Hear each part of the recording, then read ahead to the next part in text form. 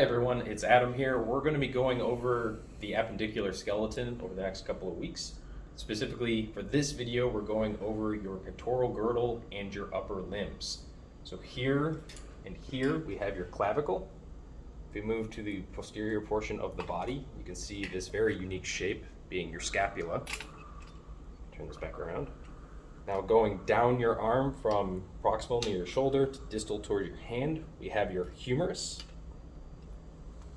your radius on the lateral side, your ulna on the medial side, and as well as the bones of your hand, which you have your carpals, your metacarpals, and your phalanges. So here we have all of the bones disarticulated. So to help you recognize what is what, we have your clavicle here. So this is a very somewhat of a unique shaped bone, kind of an S-shaped. You'll have one side that's a little more flat, one side that's a little more rounded and blunt. Here we have your scapula. This is the anterior portion. This is the posterior portion. Again, fairly unique shape. You can tell this spine. You can tell this very triangular overall shape. That is your scapula.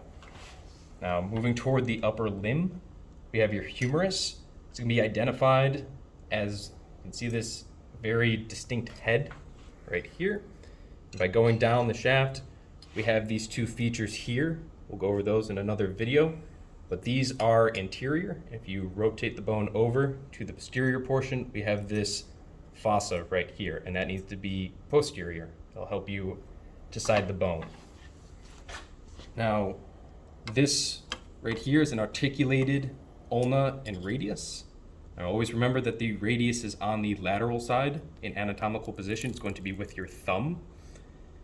Here is your ulna. Now the ulna is very distinct because you have this C-shaped area, and since it's on the lateral side, it's going to be on your pinky side. The radius is very distinct. You have this kind of flat-topped head toward the bone. Now overall, your ulna should be typically longer than your radius.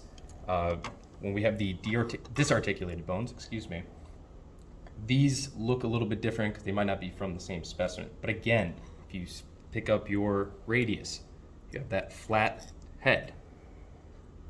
Your ulna here, you see this very C-shaped structure up top. That's going to be proximal up your arm toward the humerus or distal to the humerus, whichever way you want to say that. Now, if we go down to the hand here, you have your carpals, your metacarpals, and your phalanges, both proximal, middle, and distal.